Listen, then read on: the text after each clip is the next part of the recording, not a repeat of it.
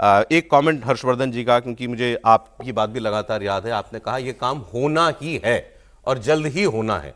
काम हो गया, ये इसका ट्रिगर क्या था? देखिए, सबसे बड़ा ट्रिगर तो ये था कि प्रधानमंत्री नरेंद्र मोदी जिस 140 करोड़ के देश की बात करते हैं, वो देश हर स्थिति में खड़ा रहा और उनको ये समझ में आ गया कि किसी भी तरीके से आप अपनी शर्तों पर इसको झुका नहीं सकते, नंबर एक। नंबर दो, ये भारत ने कोई भी ऐसी चीज नहीं की जो सीधे तौर पर अमेरिकी नीतियों को, और जब मैं अमेरिकी नीति कह रहा हूं तो सिर्फ ट्रंप नहीं, यूएस पॉलिसीज को कभी भी डेंट नहीं किया भारत ने अपने किसी एक्शन से।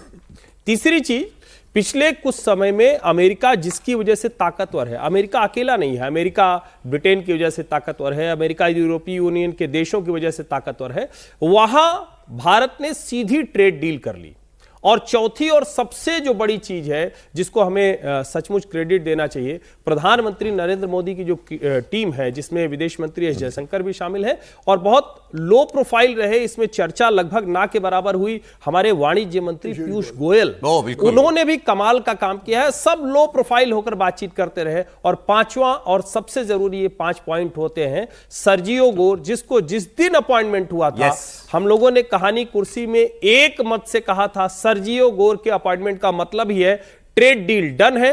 तरीका उसका क्या होगा, टाइमलाइन क्या होगी, कितना कैसे फ्रेमवर्क होगा, वो अलग बात है, लेकिन होना तय है। और मुझे लगता है कि सबसे बड़ी बात, हम जो कहते हैं ना, we the people of India, हमारी ताकत को दुनिया पहचान रही। देखिए, मोदी जी को तो सबसे पहले इस पूरी ट्रेड डील के लिए बधाई भी, और साथ में जिस तरीके से उन्होंने भारत का आत्मसम्मान बरकरार रखते हुए इस ट्रेड डील तक, इसके अंजाम तक इसको पहुंचाया है।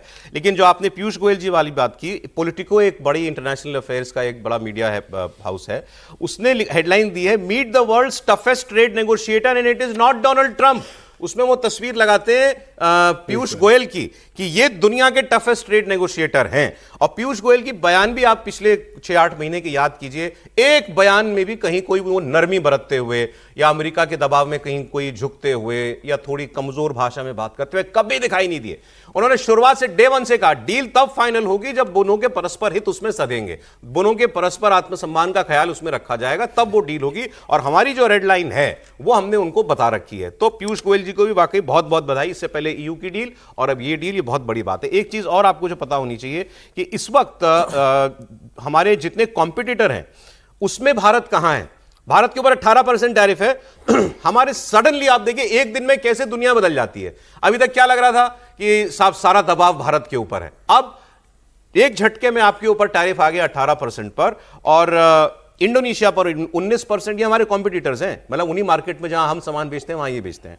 इंडोनेशिया 19% है हमसे ज्यादा, वियतनाम पर 20% टैक्स है हमसे ज्यादा, बांग्लादेश पर 20% है हमसे ज्यादा, चाइना पर 34% टैक्स है। इसके अलावा साउथ कोरिया पर अभी 25% लगा दिया, 15 था पहले लेकिन अब 10 बढ़ा दिया, तो उनका भी 25% हो गया। पाकिस्तान का 19% टैक्स है।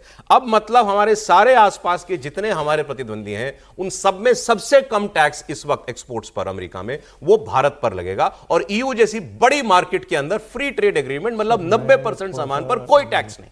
अब आप अंदाजा लगाइए इस वक्त भारत कितने अच्छे स्पॉट में इस वक्त मौजूद है।